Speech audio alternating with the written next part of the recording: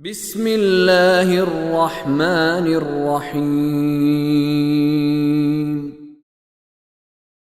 وقال لهم نبيهم إن الله قد بعث لكم طالوت ملكا قالوا أنى يكون له الملك علينا ونحن أحق بالملك منه ولم يؤت سعة من المال قال إن الله اصطفاه عليكم وزاده بسطة في العلم والجسم والله يؤتي ملكه من يشاء اللہ واسع علیم فقال لهم نبيهم إن آية ملكه أن يأتيكم التابوت فيه سكينة من ربكم وبقية مما ترك آل موسى وآل هارون تحمله الملائكة ان فی ذلک لآیۃ لکم ان کنتم مؤمنین ران علی قلوبہم ما کانوا یکسبون، جو حرکتیں تم کرتے رہے ہو ان کی وجہ سے تمہارے دلوں پہ زنگ لگ گیا ہے، تم اللہ کی بات ماننے کا تمہارا دل نہیں چاہتا، تمہارے مفادات کے خلاف تمہیں لگتی ہے، تم کہتے ہو پرانوں کے قصے ہیں، پرانوں کے قصے نہیں ہیں، تمہارے دلوں پر زنگ لگ ران علی قلوبہم، رین کہتے ہیں زنگ کو، جیسے لوہے کو زنگ لگ جاتا ہے، ان کے دلوں کو زنگ لگ گیا یعنی جب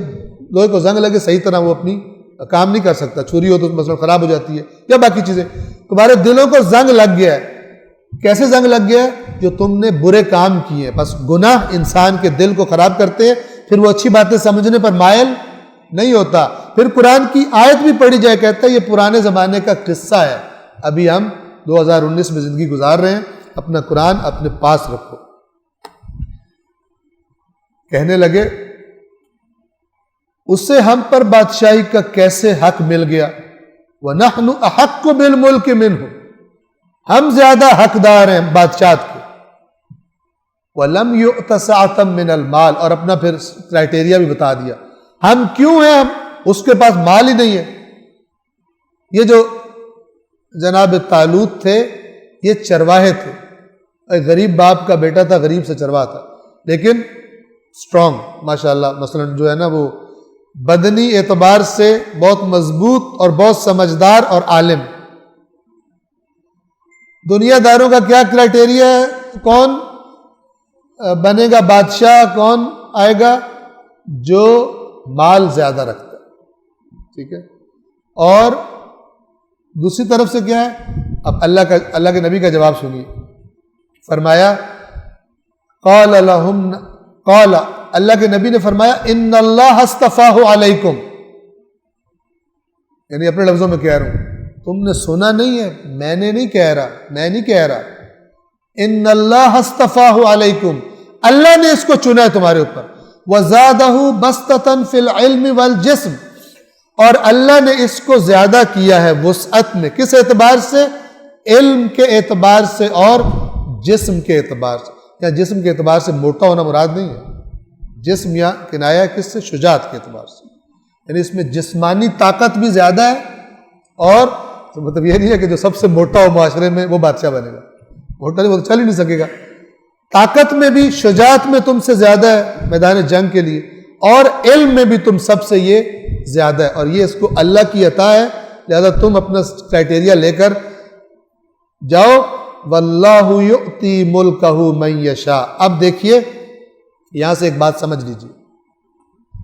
یہ اس قسم کی آیات مس یوز ہوتی ہیں، کوئی ظالم حکمران چڑھ کے بیٹھ جائے اور کہے قرآن میں نہیں لکھا ہوا قل اللہم مالک الملک تؤتی الملک من تشاء وتنزع الملک ممن تشاء، اللہ جسے چاہتا ہے بادشاہت کا مالک ہے، جسے چاہتا ہے بادشاہت دے دیتا ہے، جسے چاہتا ہے لے لیتا ہے، بندے قتل کر کے ناجائز طریقے سے چڑھ کے بیٹھ گیا، اب اس آیت کو پڑھتا ہے، اللہ جسے چاہتا ہے دے دیتا ہے۔ اس آیت پر اگر آپ غور کریں، فرض کریں یہ نبی کی بات نہ مانتے اور خود قبضہ کر لیتے حکومت پر، تو یہ اللہ کی طرف سے بنائے جاتے نہیں، اللہ کا نمائندہ وہ ہے جو اللہ نے صفات بیان کی ہیں ان کے وہ رکھتا ہو اور تخت پہ بیٹھے، اور جو ان صفات کو نہیں رکھتا اور آ کے چڑھ کے بیٹھ گیا ہے وہ نہیں۔ یہ بہت بڑا مسئلہ ہے. واللہ یؤتی ملکہ من یشاء، اللہ جسے چاہتا ہے اپنی بادشاہت عطا کرتا ہے. یہ کس کے بارے میں کہا جا رہا ہے؟ وہ غلط لوگوں کو انکار کیا جا رہا ہے، ریجیکٹ کیا جا رہا ہے کہ اب چونکہ اللہ سے تم نے کہا ہے تو اللہ کا معیار یہ ہے. دنیا میں بہت سارے لوگ اللہ کے معیار سے ہٹ کر چڑھ کے تخت پہ بیٹھ جاتے ہیں، وہ اللہ کے نمائندے نہیں ہوتے. اللہ نے فرمایا وَلَا يَنَالُ عَهْدِ الظَّالِمِينَ، سورہ بقرہ میں گزر چکا، میرا یہ عہد ظالموں کے پاس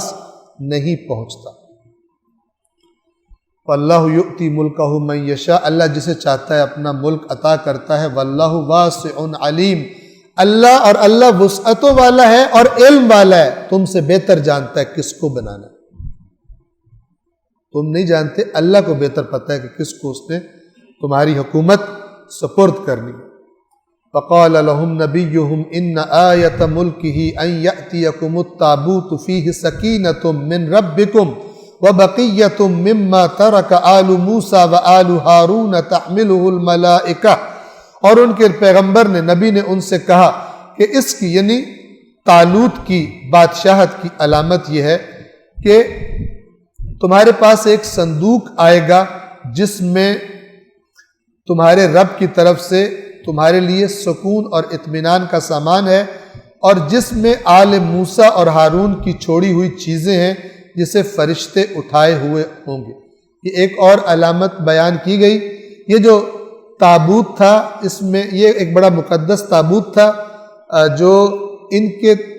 دشمن ان سے چھین کر لے گئے تھے. اور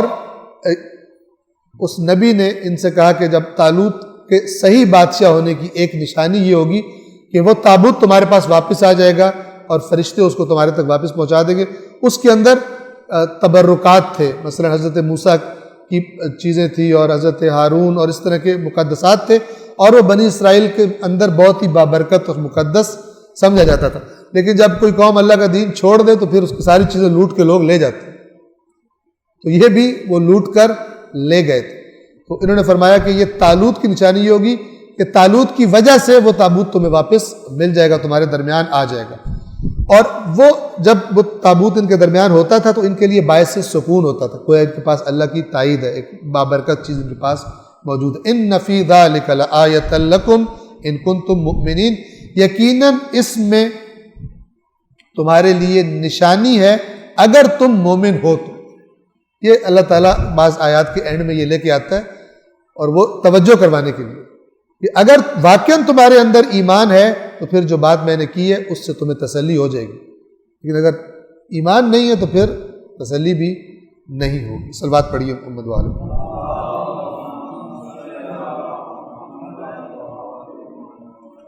صدق اللہ العلی